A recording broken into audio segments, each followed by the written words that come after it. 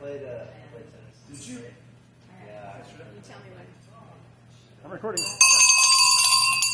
Hey guys, thanks so much for coming to Wine Club. Yay! All right, so everybody, I'll do the quick intro. Sorry so much that we are not able to do Wine Club this month. We're definitely looking forward to next month. Hopefully, it'll be back to semi-normal, and we can continue with our wine clubs in August. So anyway, we did have a fantastic wine club planned for this month. So the wines are still fantastic. That we're doing an old world tasting. So we're kind of going around. We're going to do France and Spain and Italy. So we have Ron from Young's Market here, and he's going to go over the wine. So at least you can kind of listen to what they're all about. So then you can pick out your two favorites. So I'll pass it on to Ron. All right. So yeah, like what Bill said, we're going to be doing France, we're going to be doing Spain, and we're also going to be doing Italy. Kind of an all old world kind of a style, but also a little bit more modernistic too at the same time. The very first wine we're going to have is going to be wine that you might not have had up to this point, which is going to be a Cote de Rhone Blanc, which is, everybody knows Cote de Rhone Rouge. They also know Chateauneuf de Pape, but they grow some fantastic white grapes there as well. Super flexible wine. What makes this wine, this is always one of those really funny wines because a lot of times there'll be some Viognier, some Roussanne, some Marsanne in this wine. And this is the one that when I brought it in to show Joe, sometimes I think when they get the Marsanne, the Roussanne, or the Viognier in there, they get a little bit sloppy. They get a little bit oily. They get a little bit out of line, basically. And I start making gagging faces. Yeah.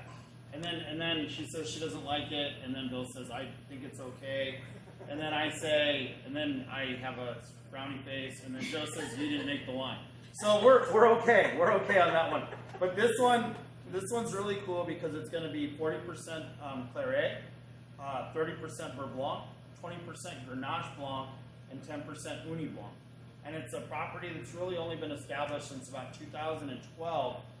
And it's a property that was actually purchased by these two guys that are two brothers that are sort of legendary, basically, in Chateauneuf de Pape.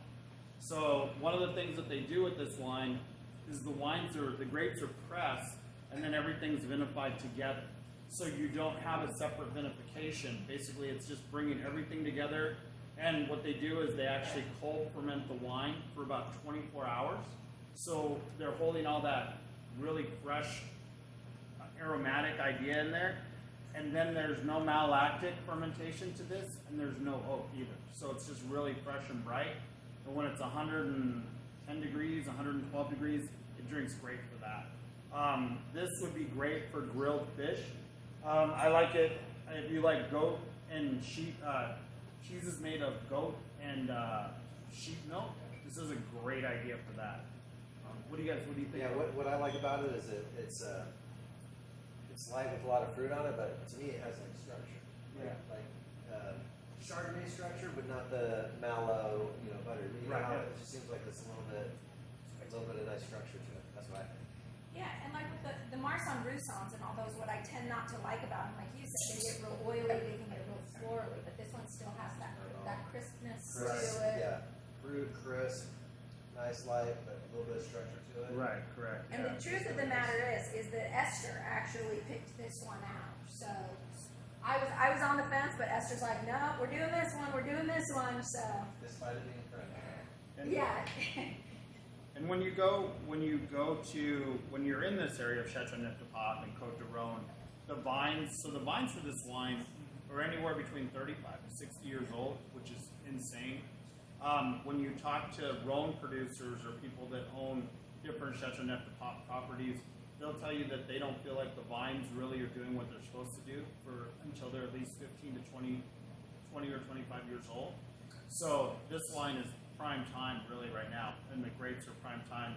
Also, the vineyard site where this is, they have the large, so when you go to Chateauneuf de Pape, they have these large, small little river rock, for lack of better words, but that's all scattered throughout this vineyard site. So it's about 4 miles away from Chateauneuf de Pape. So you're basically getting something that has that quality and that structure for a wine club wine, which is really cool. Yeah. If if you can find a Chateauneuf de Pop Blanc, they're usually pretty pricey and they're usually kind of harder to get. So this line is, I like this line a lot. I really do. Something special. Thank you.